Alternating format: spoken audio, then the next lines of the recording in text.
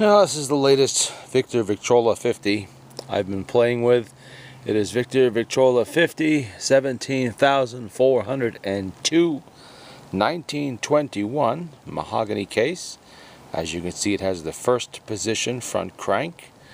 It's over here instead of over here, which it would go in later in 21 or early 22. This machine is in very nice condition. Didn't really need any work to the case at all. It didn't really even need to be cleaned, just wiped down with some polish, and it looks very good.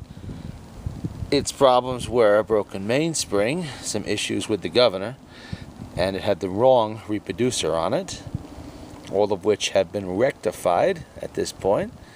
We put a brand new mainspring in there. We have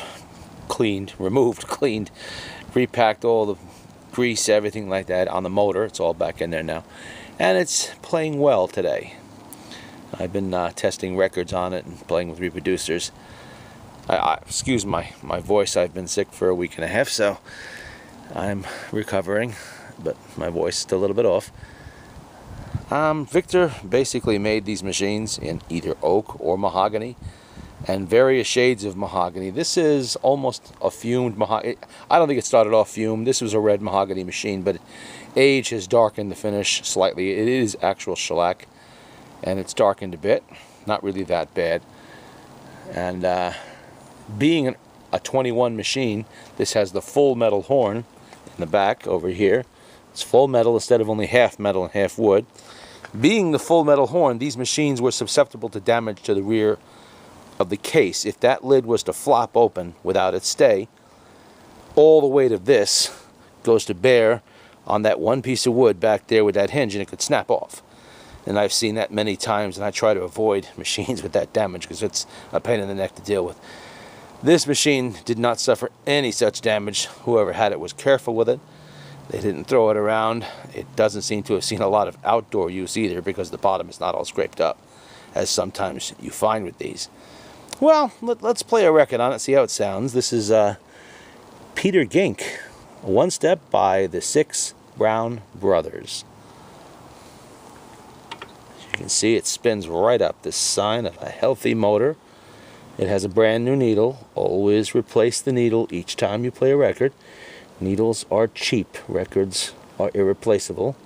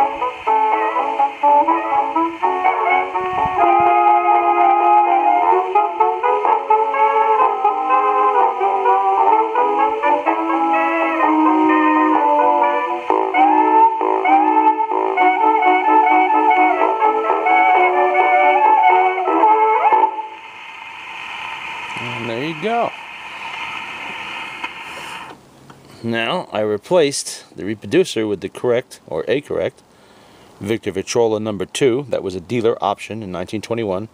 The original reproducer that came from the factory of these machines was an exhibition. But the dealers often would offer the upgrade to the No.2. This was 1921. It was available. And most people went for it. And it does have a nice sound on these machines because they do have a fairly large horn. I mean, they're a portable machine, but they're not really that small, as you can see. They would become smaller later on, but in 1921, this was how a portable was made. It weighs about 22 or 23 pounds, something like that. It's pretty heavy. And they would lighten it up a little bit later on by reducing some of the metal used in the horn. It has the same sound. It's just the back half of the horn is replaced with a curved wooden piece that goes in there, and does the same job, just a little bit less weight, and it adds support to the rear of that case.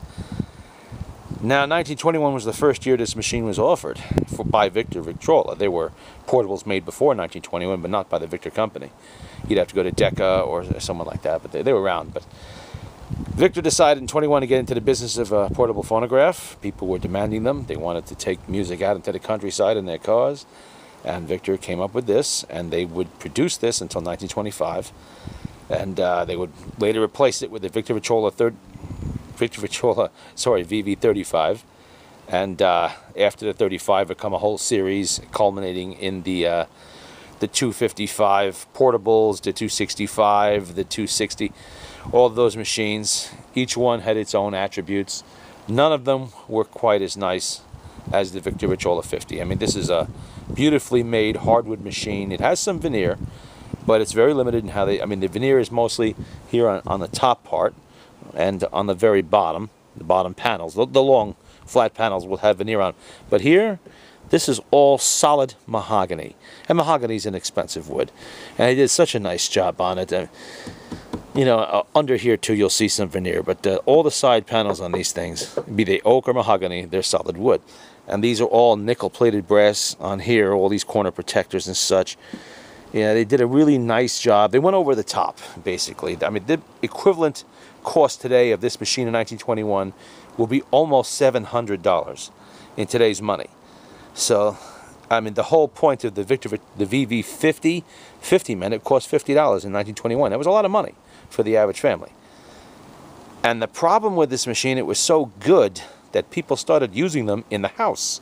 Instead of going out and buying an expensive floor model or table model Victrola, they would use these instead. And furniture companies started offering a whole slew of table designs meant to fit them so you could put it in your house. And it sounded good enough that you could use it in the house. And, excuse me, Victor was not particularly pleased with that because you know, they needed to sell the expensive machines to keep the bottom line in the black. So by 1925, they switched over to a much smaller portable. That's the Victrola 35 with the parabolic polished aluminum horn in it. Not quite the same volume or same power, but and of course smaller size. And it was unmistakably a portable machine. Nobody would mistake it for a regular tabletop model or anything like that. While this, on the other hand, looks good in the living room, if that's where you wanted to use it. Let's see if the spring's got enough power for a second play. Sometimes the new ones will.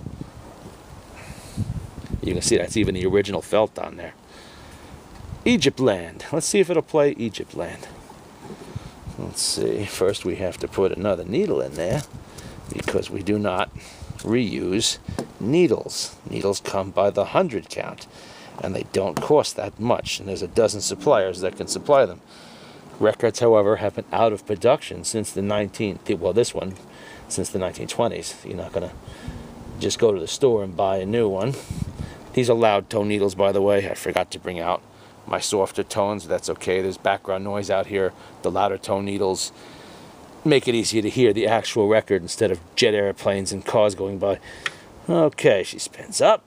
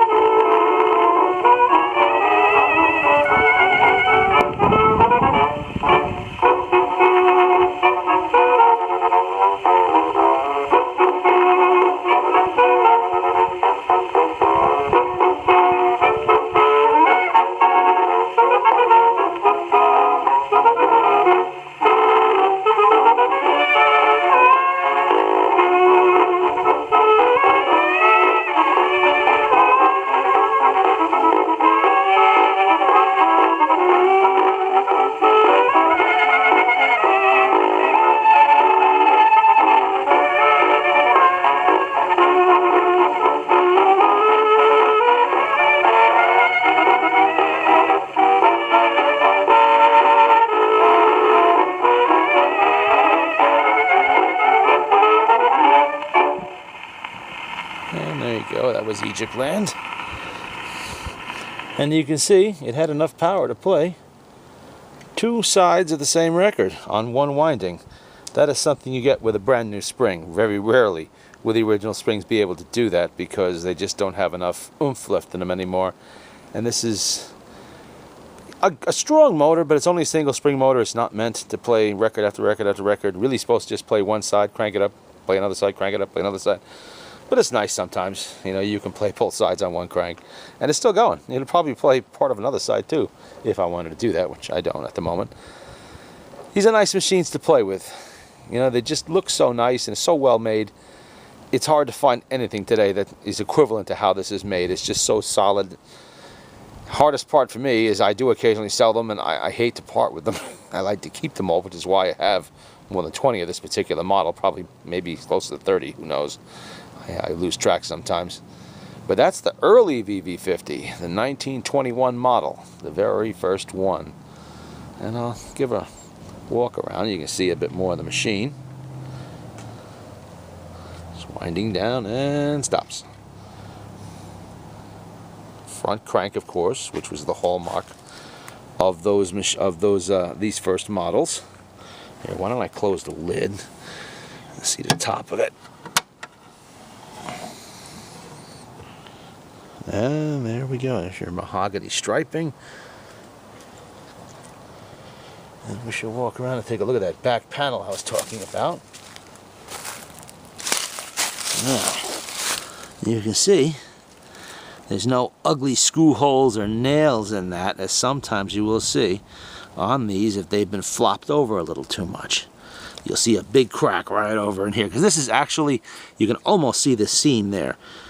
That's 2 separate boards of mahogany. Actually, it's 1, 2, and 3 glued together to make 1 panel. So that's a weak point. When this thing has weight, this will snap right there, or the glue will actually hold and it'll snap in the middle, which is bad. Then you really have a serious repair to do.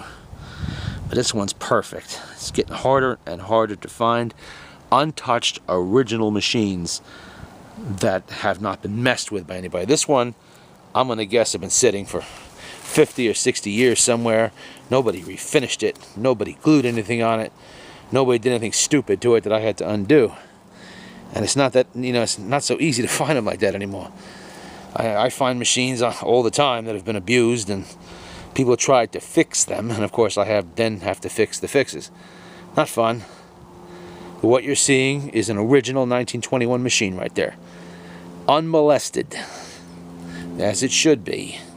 I'm seeing a proliferation of machines on eBay lately that are, well, I guess the machines must have been, I hope the machines had been in very bad condition and they had to be completely reconditioned. So now it looks like brand new. And that's not how antiques are supposed to look. They're supposed to have some age to them. They're supposed to look the part, and this does. This is the original machine.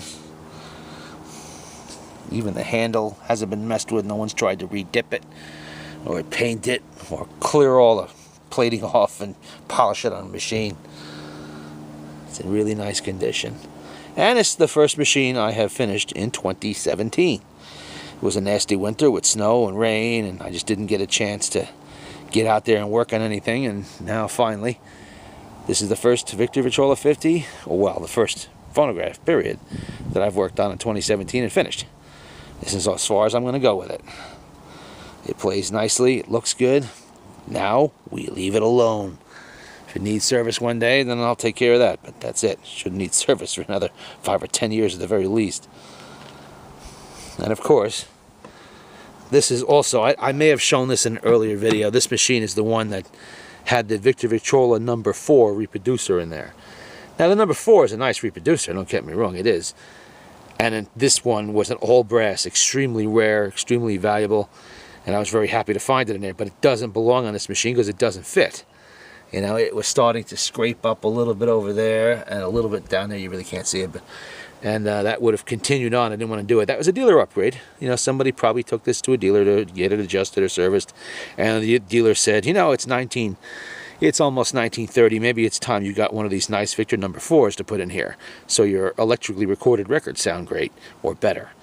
And of course, people went for that, and it does sound good, but it doesn't belong on this machine. doesn't fit, so I rebuilt that reproducer completely. New springs and gaskets and diaphragm and all that good stuff. Get a better look at it. You know, all done over. Sounds great. And of course, don't forget the isolator gasket back here. You want to do that one too.